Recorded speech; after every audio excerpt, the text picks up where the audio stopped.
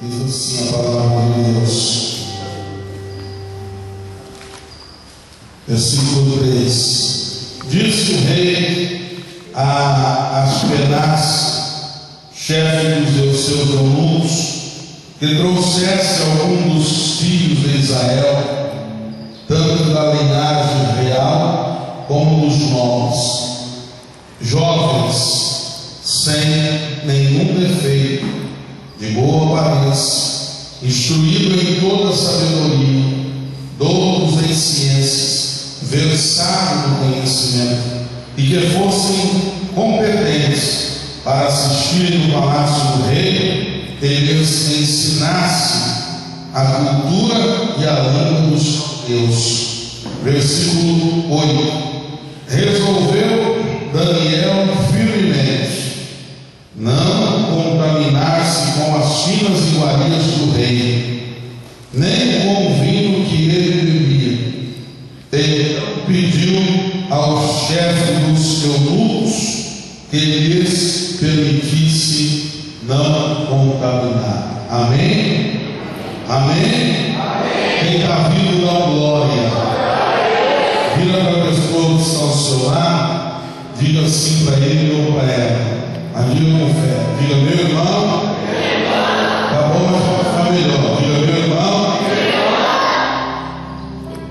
Você vai se contaminar?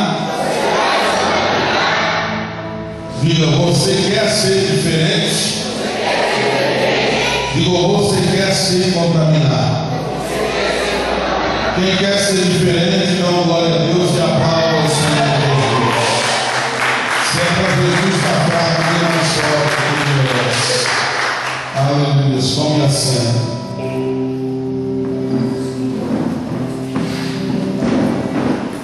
Quero nesta noite trazer uma palavra do coração de Deus para os nossos corações. Quero falar da vida de um homem por nome Daniel. No versículo de número 2, se você observar, você vai ver que está escrito assim: o Senhor me entregou nas mãos a Jeoaquim, rei de Judá. E aí eu quero chamar a sua atenção. Por que que Deus permitiu que Daniel fosse entregue nas mãos do rei de Judá? Por quê? Se Daniel era servo do Deus Altíssimo, se Daniel era servo do Deus vivo,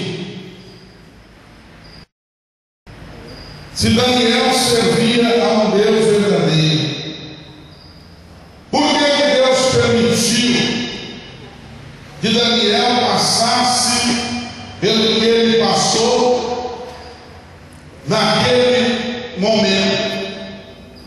Observa no versículo de número 4 que Daniel foi levado cativo, Daniel foi levado escravo. Daniel tinha tudo para abandonar o seu Deus. Daniel tinha tudo para virar as costas para Deus e dizer: eu vou abandonar Ele porque Ele me abandonou. Ele permitiu que eu fosse levado escravo. Daniel, humanamente falando, Daniel tinha um motivo para isso. Porém, Daniel entendeu a vida de Deus. Daniel soube entender que aquilo que ele estava passando seria um degrau para a sua futura exaltação. Fala para a pessoa que está ao seu lado, mas diga com fé. Diga: o que você está passando hoje, amanhã ser o próximo degrau da sua exaltação. Você crê nisso? Aplauda verdadeiramente o Senhor.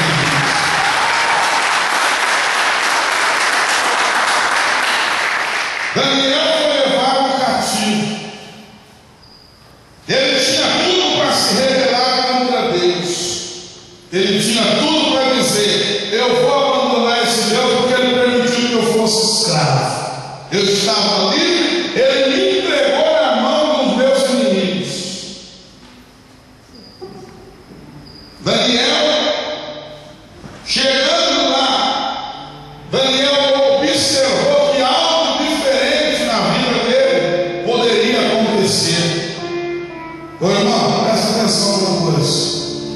O que está traçado para você, não tem capeta nesse mundo que vai conseguir tomar. A vitória que Jesus conquistou lá na cruz, tem um livro que diz assim: tudo que Jesus conquistou na cruz é direito nosso, aleluia. Você está achando que a cruz de Cristo é somente um símbolo para a igreja, para o cristianismo? Você está achando que fazer uma cruz aqui é somente um símbolo? Não. Tudo que Jesus conquistou na cruz, eu tenho direito.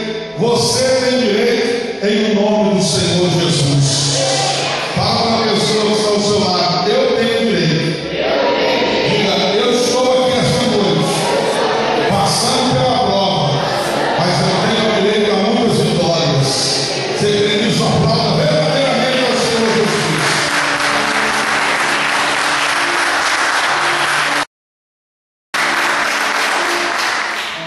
Sabe por que você foi escolhido?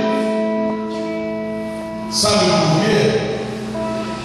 Olha o que o rei disse para os nobres, versículo 4. O rei disse assim: eu quero jovens sem nenhum defeito. Eu quero jovens de boa aparência, instruídos em toda sabedoria, doutos em ciência, versados no conhecimento, e que fossem competentes para assistir no palácio do rei. Você está entendendo? Se você é aquela pessoa que se julga um qualquer, você vai ser sempre um qualquer. Se eu me julgar um pastorzinho qualquer, eu vou ser um pastorzinho qualquer. Se eu julgar a minha igreja uma igrejinha qualquer, vai ser uma igrejinha qualquer. Eu já disse aqui, estou dizendo para o mundo e estou dizendo para quem quiser ouvir. Quem não ouviu, ouça. Quem ainda não viu, veja. Presta atenção em mim aqui agora, que eu estou ministrando a palavra. Inclusive as crianças, para que eu não venha chamar a sua atenção, porque eu vou chamar a atenção. Já falei 2 vezes, você não percebeu. E a Bíblia diz que na casa de Deus tem que haver reverência. Porque na casa de Deus, se você não presta atenção e não tem reverência, é pecado. Então fala para o irmão que é ao seu lado, fala: tenha reverência. Na casa de Deus, aqui você tem que ter reverência. Eu estou ministrando a maior palavra dessa terra. A palavra não pode mudar a sua vida.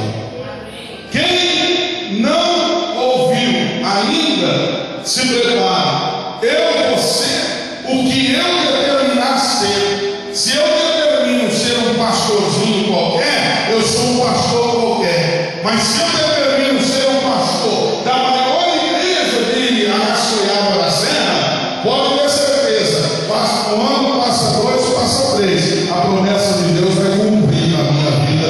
E todos nós vamos condenar. Se você determina ser umzinho qualquer, você vai ser umzinho qualquer, você não vai fazer diferença. Agora, se você determina fazer a diferença, diga comigo: eu quero fazer a diferença. Diga: eu quero fazer a diferença. Diga: onde eu for, eu tenho que fazer a diferença. Você tem que entender? Onde você chegar, você vai fazer a diferença. Como pastor? Observe uma coisa: Daniel era o homem mais bonito do reinado. Observe, Daniel tinha boa aparência. Você já olhou na foto? Você já olhou em alguma foto que você está antes de ter Jesus? Você já olhou antes? Você está meio rindo. Era bonito ou feio? Feio. Você acha que melhorou